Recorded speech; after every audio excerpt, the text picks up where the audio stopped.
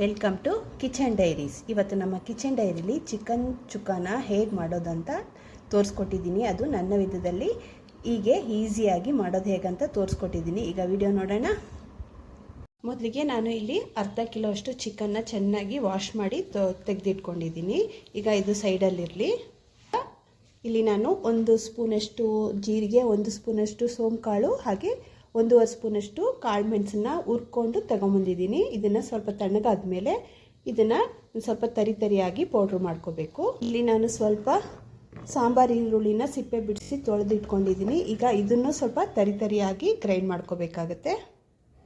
ನೋಡಿ, ಇದನ್ನು ಪೌಡ್ರ್ ಮಾಡಿ ಇಟ್ಕೊಂಡಿದ್ದೀನಿ. ಈರುಳ್ಳಿನ ಗ್ರೈಂಡ್ ಮಾಡಿ ಈ ಥರ ತರಿಯಾಗಿ ಗ್ರೈಂಡ್ ಮಾಡಿ ಇಟ್ಕೊಂಡಿದ್ದೀನಿ. ಈಗ ಏನು ಮಾಡಬೇಕಂತ ನೋಡೋಣ. ಈಗ ನೋಡಿ, ಸ್ಟವ್ ಮೇಲೆ ಒಂದು ಬಾಣಲೆ ಇಟ್ಕೊಂಡಿದ್ದೀನಿ. ಅದಕ್ಕೆ ಒಂದು 2 ಟೇಬಲ್ ಸ್ಪೂನಷ್ಟು ಎಣ್ಣೆನ ಸೇರಿಸ್ಕೊಳ್ಳೋಣ. ಎಣ್ಣೆ ಚೆನ್ನಾಗಿ ಬಿಸಿ ಆಗಲಿ.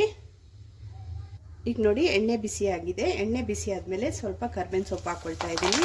ಹಾಗೆ ಇಲ್ಲಿ ನಾನು ಗ್ರೈಂಡ್ ಮಾಡಿ ಇಟ್ಕೊಂಡಲ್ಲ ಈರುಳ್ಳಿನ ಸೇರಿಸ್ಕೊಳ್ತಾ ಇದ್ದೀನಿ. ಈರುಳ್ಳಿ ಸೇರಿಸ್ಕೊಂಡ್ಮೇಲೆ ಇದನ್ನು ಚೆನ್ನಾಗಿ ಹುರ್ಕೋಬೇಕಾಗತ್ತೆ.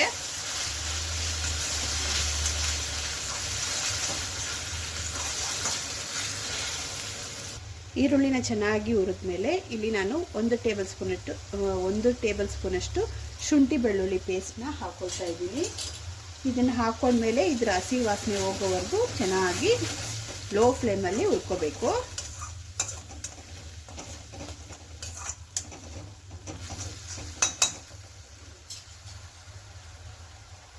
ನೋಡಿ, ಶುಂಠಿ ಬೆಳ್ಳುಳ್ಳಿ ಪೇಸ್ಟ್ದು ಹಸಿ ವಾಸನೆ ಹೋದ್ಮೇಲೆ ನಾವು ಇಲ್ಲಿ ಚಿಕನ್ನ ತೊಳೆದಿಟ್ಕೊಂಡಿದ್ದೀವಲ್ಲ ಅದನ್ನು ಇದಕ್ಕೆ ಸೇರಿಸ್ಕೊಳ್ಳೋಣ. ಸೇರಿಸ್ಕೊಂಡ್ಮೇಲೆ ಇದಕ್ಕೆ ಸ್ವಲ್ಪ ಅರಿಶಿನ ಪೌಡ್ರನ್ನ ಸೇರಿಸ್ಕೊಳ್ತಾ ಇದ್ದೀನಿ. ಹಾಗೆಯೇ ಸ್ವಲ್ಪ ಉಪ್ಪನ್ನು ಹಾಕ್ಕೊಳ್ತಾ ಇದ್ದೀನಿ. ಉಪ್ಪು ನೋಡ್ಕೊಂಡು ಹಾಕ್ಕೊಳ್ಳಿ, ನಿಮ್ಮ ಟೇಸ್ಟಿಗೆ ತಕ್ಕಂಗೆ ನೀವು ಇದನ್ನು ಹೆಚ್ಚು ಕಮ್ಮಿ ಮಾಡ್ಕೊಂಡು ಹಾಕ್ಕೊಳ್ಳಿ. ಈಗ ಇದಕ್ಕೆ ನಾನು 1 ಸ್ಪೂನಷ್ಟು ಚಿಲ್ಲಿ ಪೌಡ್ರ್ ಹಾಕ್ಕೊಳ್ತಾ ಇದ್ದೀನಿ. ನಾನು ಈ ಚಿಲ್ಲಿ ಪೌಡ್ರಿಗೆ ಧನಿಯಾ ಮತ್ತು ಮೆಣಸಿನ್ಕಾಯಿ 2 ಸೇರಿಸ್ಕೊಂಡು ಹಾಕ್ಕೊಂಡಿದ್ದೀನಿ. ಹಾಗಾಗಿ 1 ಸ್ಪೂನ್ ಹಾಕ್ಕೊಂಡಿದ್ವಿ, 1.5 ಸ್ಪೂನ್ ಹಾಕ್ಕೊಳ್ತಾ ಇದ್ದೀನಿ. ನೀವೇನಾದರೂ ಸಪ್ರೇಟಾಗಿ ರುಬ್ಕೊಂಡಿದ್ರೆ 1 ಸ್ಪೂನಷ್ಟು ಚಿಲ್ಲಿ ಪೌಡ್ರಿಗೆ 1.5 ಸ್ಪೂನಷ್ಟು ಧನಿಯಾ ಪೌಡ್ರನ್ನ ಸೇರಿಸ್ಕೊಳ್ಳಿ. ಮತ್ತು ನಾನು ಇಲ್ಲಿ 1 ಸ್ಪೂನಷ್ಟು ಗರಂ ಮಸಾಲೆನ ಸೇರಿಸ್ಕೊಳ್ತಾ ಇದ್ದೀನಿ. ಇಷ್ಟನ್ನು ಸೇರಿಸ್ಕೊಂಡ್ಮೇಲೆ ನೀಟಾಗಿ ಒಂದು ಸಲ ಮಿಕ್ಸ್ ಮಾಡಿ.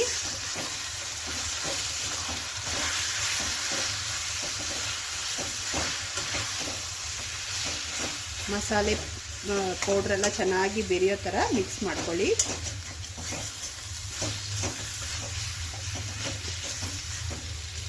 ಮಿಕ್ಸ್ ಮಾಡ್ಕೊಂಡ್ಮೇಲೆ ನಾವು ಈರುಳ್ಳಿ ರುಬ್ಬಿರ್ತೀವಲ್ಲ ಆ ಜಾರಿಗೆ ಒಂದು ಸ್ವಲ್ಪ ನೀರು ಹಾಕ್ಕೊಂಡು ಇದಕ್ಕೆ ಸೇರಿಸ್ಕೋಬೇಕು. ಸೇರಿಸ್ಕೊಂಡು ಒಂದು ಸಲ ನೀಟಾಗಿ ಮಿಕ್ಸ್ ಮಾಡ್ಕೊಳ್ಳಿ. ಜಾಸ್ತಿ ನೀರನ್ನು ಹಾಕೋಬಾರ್ದು. ಈಗ ನಾವಿಲ್ಲಿ ಮೊದಲೇ ಗ್ರೈಂಡ್ ಮಾಡಿ ಇಟ್ಕೊಂಡಿದ್ವಲ್ಲ ಸ್ವಲ್ಪ ತರಿಯಾಗಿ ಆ ಮಸಾಲೆ ಪೌಡ್ರನ್ನ ಸ್ವಲ್ಪ 1 ಸ್ಪೂನಷ್ಟು ಇದಕ್ಕೆ ಹಾಕ್ಕೊಳ್ಳಿ. ಹಾಕ್ಕೊಂಡು ಮಿಕ್ಸ್ ಮಾಡಬೇಕು.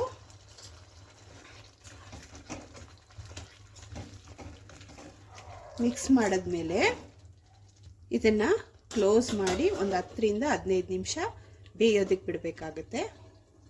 ತಟ್ಟೆ ತೆಗೆದು ಅವಾಗವಾಗ ಹೀಗೆ ಓಪನ್ ಮಾಡಿ ಮಿಕ್ಸ್ ಮಾಡ್ತಾನೆ ಇರಬೇಕು. ಇಲ್ಲದಿದ್ದರೆ ತಳ ಹಿಡಿಯೋ ಚಾನ್ಸಸ್ ಇರುತ್ತೆ. ಇದು ಪೂರ್ತಿ ನೀರು ಹಿಂಗೋವರೆಗೂ ಇದನ್ನು ಹೀಗೇ ನಾವು ಮಿಕ್ಸ್ ಮಾಡ್ತಾನೆ ಇರಬೇಕು. ಮಿಕ್ಸ್ ಮಾಡ್ತಾ ನೀರೆಲ್ಲ ಹಿಂಗೋಗಿದೆ ನೋಡಿ. ಈ ಟೈಮಲ್ಲಿ ನಾವು ಅಲ್ಲಿ ಮಾಡಿ ಇಟ್ಕೊಂಡಿರ್ತೀವಲ್ಲ ಮಸಾಲೆ, ಅದನ್ನು ಬೇಕಾದರೆ ನಿಮಗೆ ಬೇಕು ಅನಿಸಿದ್ರೆ ಒಂದು ಅರ್ಧ ಸ್ಪೂನು ಎಕ್ಸ್ಟ್ರಾ ಹಾಕ್ಕೊಳ್ಳಿ. ಹಾಕೊಂಡ್ಮೇಲೆ ಇಲ್ಲಿ ಕೊತ್ತಂಬರಿ ಸೊಪ್ಪಿರುತ್ತೆ, ಅದು ಸಣ್ಣದಾಗಿ ಕಟ್ ಮಾಡಿ ಇಟ್ಕೊಂಡಿದ್ದೀನಿ. ಅದನ್ನು ಇದಕ್ಕೆ ಹಾಕ್ಕೊಂಡು ಒಂದ್ಸಲ ನೀಟಾಗಿ ಮಿಕ್ಸ್ ಮಾಡ್ಕೊಳ್ಳಿ.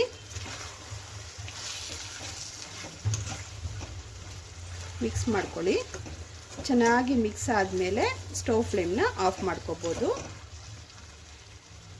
ನೋಡಿ, ಚೆನ್ನಾಗಿ ಮಿಕ್ಸ್ ಆಗಿದೆ. ಈಗ ನಾನು ಸ್ಟವ್ ಫ್ಲೇಮ್ನ ಆಫ್ ಮಾಡ್ಕೊಳ್ತಾ ಇದ್ದೀನಿ. ನೋಡಿ, ಸರ್ವಿಂಗ್ ಬೌಲ್ಗೆ ಸರ್ವ್ ಮಾಡ್ಕೊಂಡಿದ್ದೀನಿ. ತುಂಬಾ ಟೇಸ್ಟಾಗಿದೆ. ಇದು ಅನ್ನಕ್ಕೆ, ಬಿಸಿ ಅನ್ನಕ್ಕೆ ಈ ಗೊಜ್ಜನ್ನು ಹಾಕ್ಕೊಂಡು ತಿಂದರೆ ತುಂಬಾ ಚೆನ್ನಾಗಿರುತ್ತೆ. ಚಪಾತಿಗಂತೂ ಅಲ್ಟಿಮೇಟಾಗಿರುತ್ತೆ.